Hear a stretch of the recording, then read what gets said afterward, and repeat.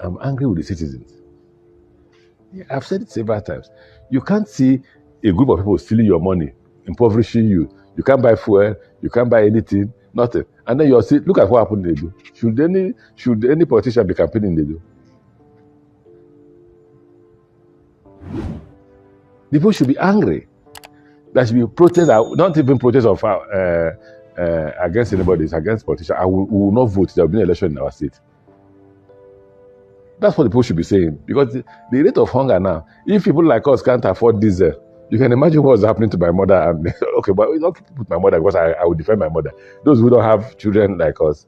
While Rotimi Amaechi is right about the reaction of Nigerians, but encouraging boycott or protesting that elections won't hold in any state is not as straightforward as he tries to make it. But we'll come back to that in a moment.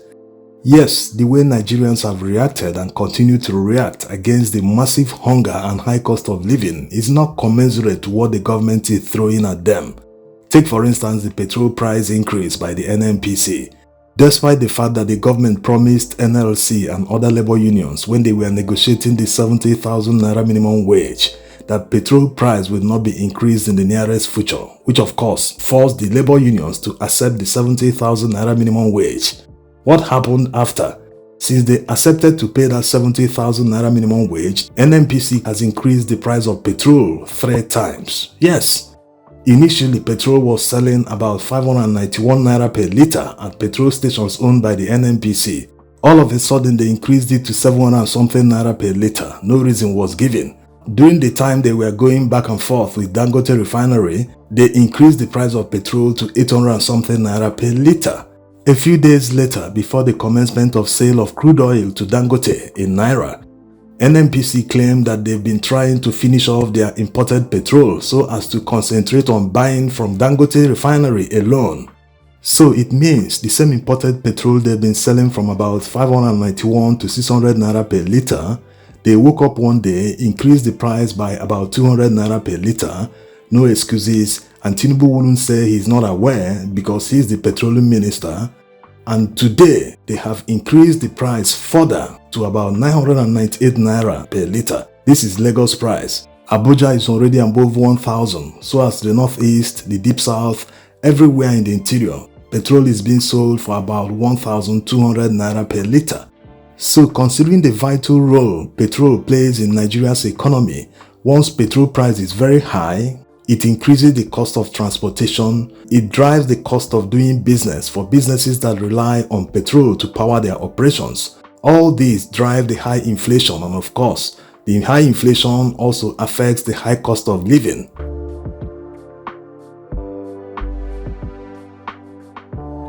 This is what Rotimi Amaechi is saying that he's angry about. Under normal circumstances, Nigerians are supposed to react to the arbitrary increase of the petrol price by the NNPC.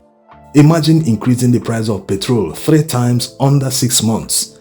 No economy in the world can survive this. But Nigerians take it without doing anything. They continue to adjust. When they are pushed into the wall, they will drill the wall in order to accommodate the push. So it has to stop. Everyone is just complaining without doing anything about it. Like the saying goes, if you don't demand anything from people in power, they will never yield anything. They have never yielded before without being pushed. Because all they are doing and there is no reaction, it motivates them to be more audacious in future. Don't be surprised that by December of this year, petrol might be sold for 1,500 naira per litre. To them, it's all about increasing everything, taxing, shouting IGR everywhere. How do they keep taxing people who are making less money?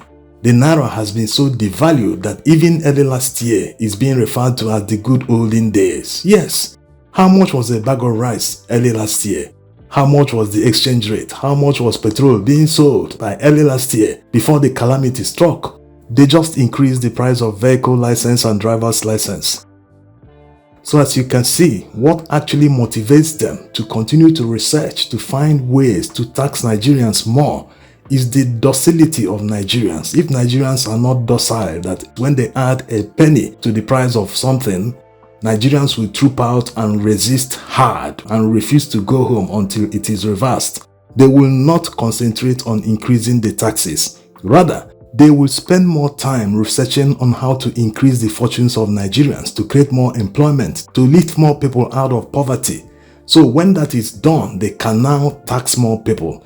If, for instance, only 1 million people are paying taxes in Nigeria, and they succeed in lifting 1 million people out of poverty, that's 2 million potential taxpayers. Health, education, and pulling people out of poverty. Like P2B always says, if the government wants to earn more taxes from Nigerians, they should see the whole process as a savings account. If you don't deposit money into your savings account, you cannot withdraw any money. So they have to first of all create the enabling environment so that businesses can thrive. So that businesses can continue to thrive to the extent that they will employ more people. The more people they employ, the more taxes the government will earn. It's very easy for the government to always point out that our revenue to tax ratio is the lowest in the world, not just in Africa. Bill Gates said it the other day he visited Nigeria. One thing they always miss is the fact that unemployment rate in Nigeria is very, very high.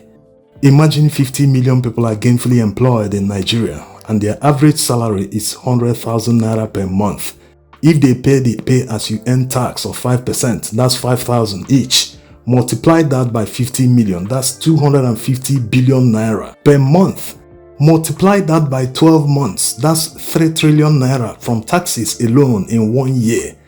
Also imagine if the payee is adjusted to 10%, that's double in a year, that's 6 trillion naira from taxes alone.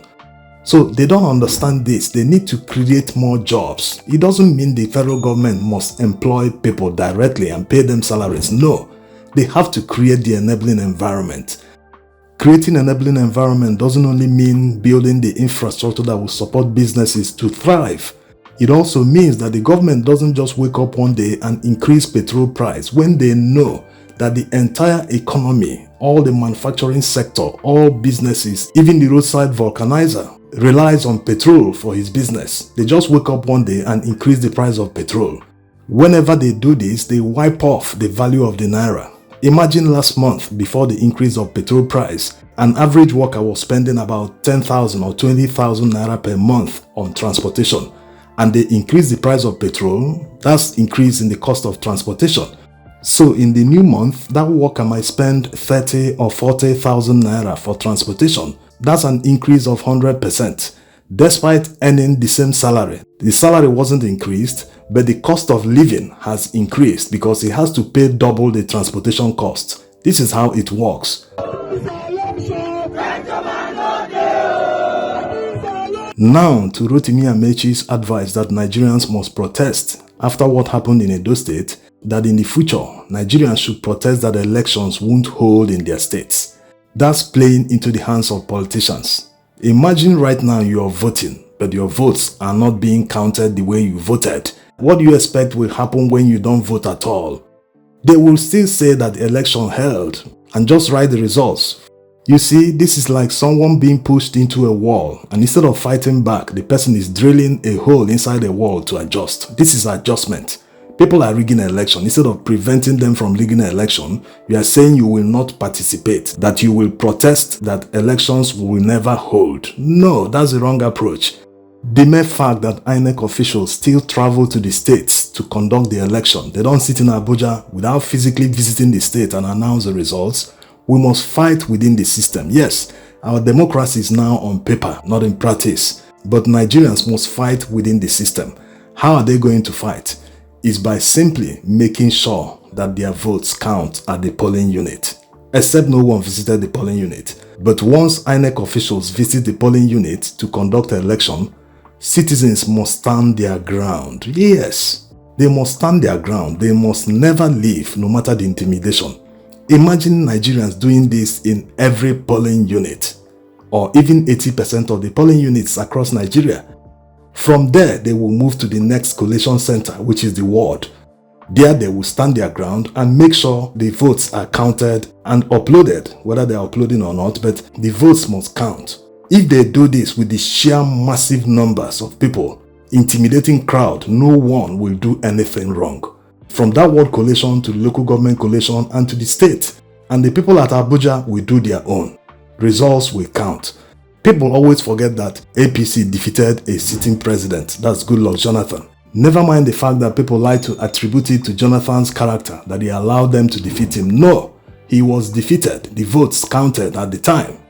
So it is doable. There's nothing like boycotting. When you boycott, you play into their hands. That's exactly what they want you to do. They don't want you to participate. And you're giving it to them on a platter. No, let them fight for it. Thanks for watching.